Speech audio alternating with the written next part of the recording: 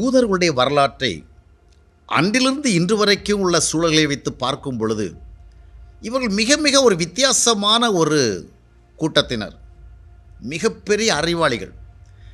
உலகத்தினுடைய பல்வேறு நாடுகளில் மிகப்பெரிய பணக்காரர்களாக இருக்கிறார்கள், அறிவுத்திறன் படைத்தவர்களாக இருக்கின்றார்கள், கல்வித்திறனிலும் மிகுதியாக அவர்கள் இருக்கிறார்கள். நோபல் பரிசு 2012 வரைக்கும் 954 பேருக்கு கொடுக்கப்பட்டதில் இந்த யூத பின்னணியை சார்ந்த 212 பேர் வாங்கியிருக்கிறார்கள். இஸ்ரேல் நாட்டை சேர்ந்த யூதர்களில் 99% படித்தவர்கள். இவர்களிடத்தில் இருக்கிற ஒரு மிக விசேஷமான ஒரு காரியத்தை மட்டும் இந்த இடத்துல பார்ப்போம். இவர்கள் ஒரு பெரிய சவாலை சந்திக்கிறதுக்கு, அந்த சவாலை சந்திக்கிற அளவுக்கு நமக்கு ஒரு பெரிய சூழல் வேண்டும் என்று எண்ணுவதில்லை. அதாவது ஒரு 1000 பேர் எதிர்க்க வர்றாங்க, அந்த 1000 பேரை எதிர்க்கிறதுக்கு குறைந்தபட்சம் நம்மளதில் 100 பேராகிலும் வேண்டும். ஆனால் இவர்கள் ஒரு 10 பேர் இருந்தாலே போதும் அப்படிங்கிற நம்பிக்கை உள்ளவர். வேதாகமத்தில் கூட இவளை குறித்து ஒரு விஷயம் சொல்லப்பட்டிருக்கோம். ஒருவன் 10 பேரை துரத்துவான், 10 பேர் 1000 பேரை துரத்துவான். ஆக ஒரு பெரிய சவால், பெரிய நெருக்கடி, அதை சந்திப்பதற்கு ஒரு பெரிய பின்னணி இருக்க தேவையில்லை.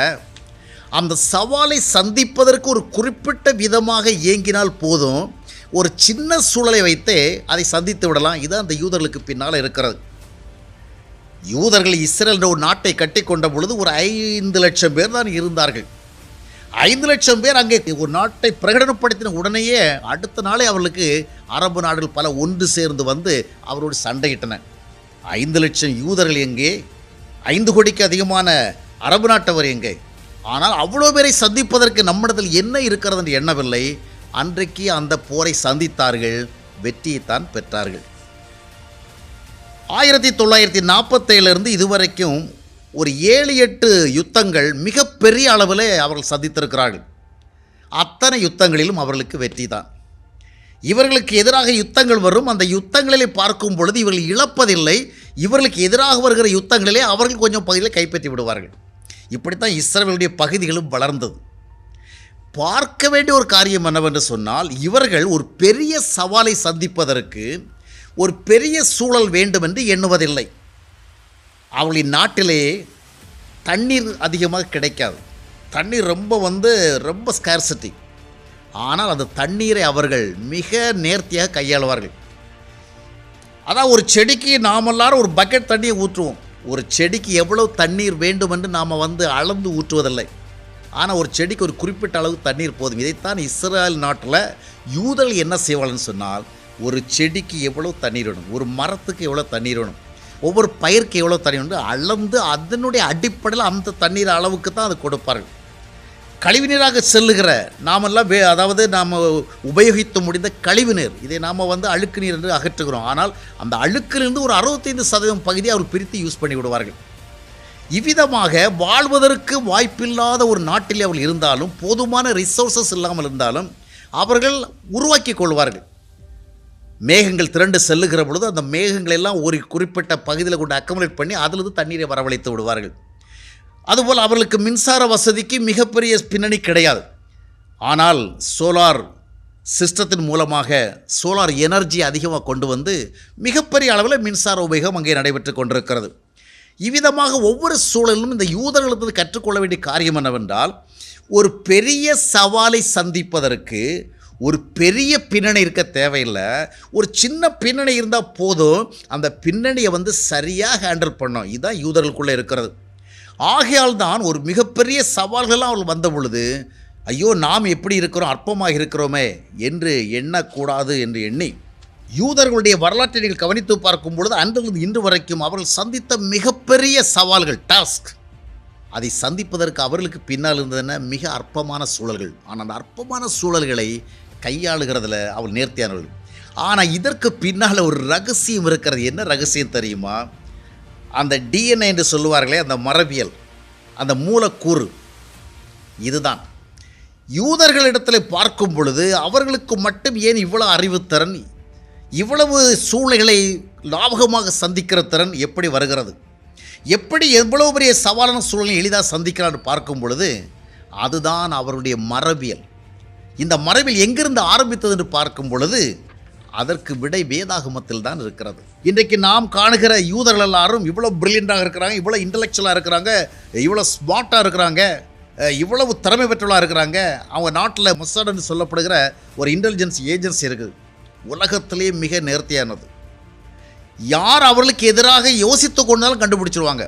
உலகத்தினுடைய எப்பகுதியில் இருந்தாலும் சரி, தவறு செய்து விட்டால், அவர்களுக்கு எதிராக குற்றமளித்து விட்டால், எங்கிருந்தாலும் சரி அவளை தேடி கண்டுபிடித்து விடுவார்கள். அந்த அளவுக்கு ஆற்றல் பெற்றவர்கள். இந்த ஆற்றலுக்கும் இந்த அறிவுத்திறனுக்கும் குறிப்பாக பெரிய ஒரு சவாலை சந்திப்பதற்கு ஒரு சின்ன சூழலை போதும் என்ற அடிப்படையில் செயல்படுவதற்கும் இந்த மரபு இவ்வளத்தில் எப்படி உருவானது, இதுதான் அவருடைய நேச்சராக இருக்கிறது. அதற்கு ஒரு பின்னணி இருக்கிறது. பெரிய சவாலை சந்திக்க பெரிய அளவு எதிர்பார்த்தலும் பெரிய பின்பலமும் தேவையில்லை. சின்ன விஷயங்களை மிக சரியாக கையாளுவதனால் பெரிய சவாலை எளிதாக சந்திக்கலாம். இதுதான் அங்கே பின்னால் இருக்கிற விஷயம். அதனுடைய தொடக்கம் என்னவென்றால், ஆபிரகாம் என்ற ஒரு மனிதனை தேவன் அழைத்து அந்த மனிதன் மூலமாகத்தான் இந்த சந்ததியை ஆண்டவர் உருவாக்கினார். அவருடைய திட்டத்தை நிறைவேற்றுவதற்காக இந்த ஆபிரகாம் என்ற ஒரு மனிதனை சந்தித்து, அந்த ஆபிரகாம் என்ற மனிதனோடு பேசி பழகி தம்முடைய சித்தத்தை வெளிப்படுத்தி தம்முடைய நாமம் மகிமைப்படும்படியான ஒரு பெரிய திட்டத்தை இந்த மனிதன் மூலமாக உருவாகிற சந்ததியின் மூலம் நிறைவேற்றுகிறார். அவ்விதமாக தான் ஆபிரகாம் உருவாகிறது. இந்த ஆபிரகாம் வாழ்ந்த காலத்திலேயே இந்த ஆபிரகாமிடத்திலிருந்து வெளிப்பட்ட சில செயல்களை வேதாகமும் பதிவு செய்து வைத்திருக்கிறது. அங்கே பார்க்கும் பொழுது அந்த ஆபிரகாமிடத்தில் செயல்பட்ட அந்த காரியங்கள் தான், அதுபோல் அந்த ஆபிரகாமுடைய சந்ததியினரிடத்தில் தொடர்ந்து செயல்பட்ட சில காரியங்கள் தான் இந்திய யூதர்களிடத்திலும் காணப்படுகிறது. அந்த மரபியல், அந்த மூலக்கூறு அப்படியே தொடர்ந்து வருகிறது. உதாரணமாக ஆபிரகாம் ஒரு சாதாரண ஒரு மனிதன். அவன் தங்கியிருக்கிற கானான் என்று சொல்லப்படுகிற நாட்டில் ஒரு காலகட்டத்தில் பல அரசர்கள் இவன் தங்கி கொண்டிருந்த நாட்டினுடைய ராஜாவிற்கு எதிராக வந்தார்கள். அந்த சூழலில் அந்த ராஜாக்களை தோல்வி அடைகிறாங்க. 2 அலைன்ஸாக இருந்து சண்டை போடுகிறார்கள். அதில் தோல்வி அடைகிறாங்க. இந்த ஆபிரகாம் சார்ந்திருக்க நாட்டுப்பகுதியில் ராஜாக்களால் வெற்றி பெற முடியவில்லை. ஆனால் இந்த ஆபிரகாமுடைய அண்ணன் மகன் அந்த எதிராளிகளினாலே கடத்தி கொண்டு செல்லப்படுகிற ஒரு சூழல் ஏற்படுகிறபடினாலே அந்த அண்ணன் மகனை மீட்பதற்காக இவன் திட்டம் போடுகிறான். பாருங்கள், ஆபிரகாம் ஒரு சாதாரண மனிதன், அரசன் அல்ல. ஆனால் தேவனுடைய ஒரு மனிதனாக இருந்தபடியினாலே, தேவனால் வழிநடத்தப்பட்ட ஒரு மனிதனாக இருந்தபடினாலே, ஒரு பெரிய சூழலை சந்திப்பதற்கு ஒரு பெரிய ஒரு பின்பலம் தேவையில்லை. தேவனை சார்ந்து சில காரியங்களை குறிப்பிட்ட விதமாக செய்தால் போதும் என்ற அடிப்படையிலே ஒரு 318 பேரோடு சென்று அத்தனை கூட்ட ராஜாக்களையும் ஜெயித்து வருகிறான். இதுதான் ஆரம்பம். பெரிய ராஜாக்களை சாதாரணமாக தன்னிடத்தில் வேலை பார்த்த, அதாவது ஆடு மாடு மேய்க்கிற வேலை செய்கிறவங்க, அவர்களை கொண்டு அவன் வீழ்த்துகிறான். இந்த மரபு அங்கே தான் உருவாச்சு. இந்த ஆபிரகாமிலிருந்து உருவாகி வந்த சந்ததி தான் அந்த யூதர்கள். அதனால தான் இன்றைக்கு கொஞ்சம் பேராக இருந்தாலும் இன்றைக்கும் அவர்கள் பார்த்தீங்கன்னு சொன்னால் ஒரு 70-72 லட்சம் பேர் தான் இருக்கிறாங்க இஸ்ரேலில். அவர்களை சுற்றிலும் ஏராளமான நாடுகள், பல கோடி மக்கள் இருக்கிறார்கள். ஆனால் எந்த சூழ்நிலும் அதை குறித்து அச்சமுடையாதபடிக்கு எல்லா சவால்களையும் சந்திக்கிறார்கள். இந்த ஆபிரகாமிலிருந்து தோன்றின சந்ததியினுடைய அடுத்த சூழலை நீங்கள் பார்த்தீங்கன்னு சொன்னால், தாவீது என்ற ஒரு மனிதன் வருவான். எதற்கு இதை நாம் இங்கே பார்க்கிறோம் என்றால், பெரிய சூழல்களை சந்திப்பதற்கு அந்த அளவிற்கு நமக்கு ஒரு பெரிய பின்பலம் பின்னணி தேவையில்லை. சில காரியங்களை செய்ய வேண்டிய விதமாக செய்கிற ஒரு ஞானம் மட்டும் இருந்தால் போதும். அந்த ஞானம்தான் தேவன் நமக்கு தர வேண்டும். இந்த ஞானத்தை தேவன் ஆபிரகாம் மூலமாக அந்த சந்ததிக்கு கொடுத்திருந்தார். அதனால்தான் வழி வழியாக இத்தனை 100 ஆண்டுகள் கடந்து சென்றாலும் அந்த சந்ததியின் இடத்துல அன்றைக்கு ஆபிரகாம் வழியாக தேவன் எந்த விதமான ஒரு ஞானத்தை கொடுத்தாரோ, ஒரு அறிவை கொடுத்தாரோ, செயல்படுகிற சிந்தனை ஆற்றலை கொடுத்தாரோ, அது இன்று செயல்பட்டு கொண்டிருக்கிறது. தாவீது என்ற ஒரு மனிதனுடைய நாட்களில் பார்க்கும் பொழுது, கோலியாத் என்று சொல்லப்படுகிற ஒரு மிகப்பெரிய அரக்கன் வருகிறான் அந்த நாட்டிற்கு எதிராக. அதை பார்த்து அந்த நாட்டு அரசன் அச்சப்படுகிறான். அவனை சந்திப்பதற்கு தன்னிடத்தில் எந்த ஆற்றலும் இல்லை என்பதை உணர்கிறான். ஆனால் கலங்கி நிற்கிறவில்லை. இந்த தாவீது சொல்லுகிறான், நான் அந்த கோலியாத்தை வீழ்த்துகிறேன் என்று. வீழ்த்த சென்றது எப்படி தெரியுமா?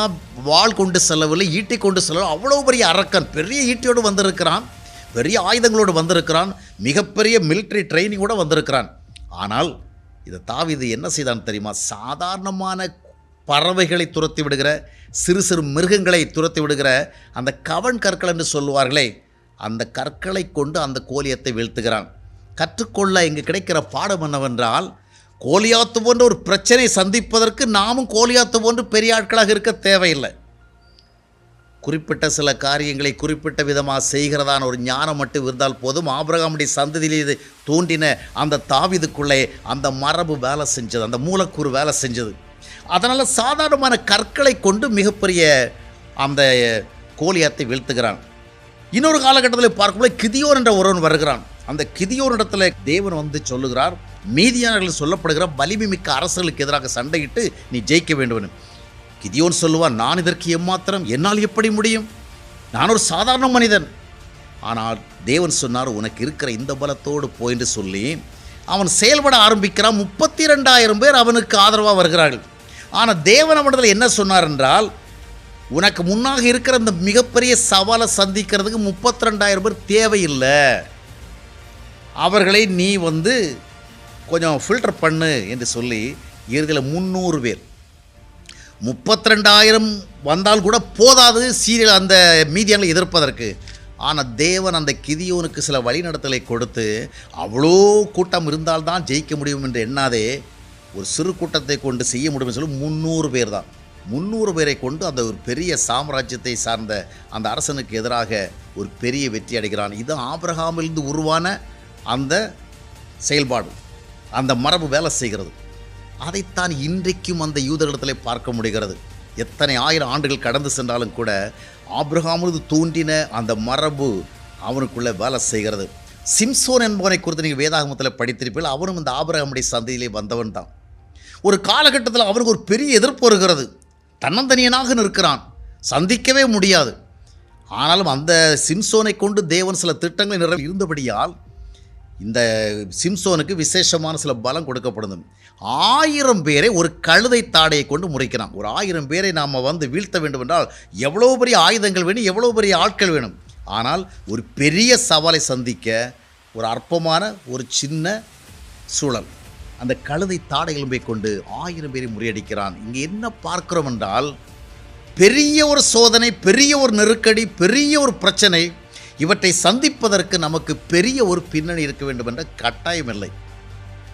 அங்கே தேவை என்னவென்றால், அந்த சூழலை சந்திப்பதற்கு தேவையான ஒரு ஞானம், ஒரு சரியான ஒரு அறிவுத்திறன், ஒரு சரியான வழிகாட்டுதல். ஆபிரகாம் தேவனால் வழிநடத்தப்பட்டு அவனுக்குள்ளே விதமான ஒரு ஞானம் செயல்படுகின்ற ஒரு நிலைமையிலிருந்து அது ஆரம்பித்தது.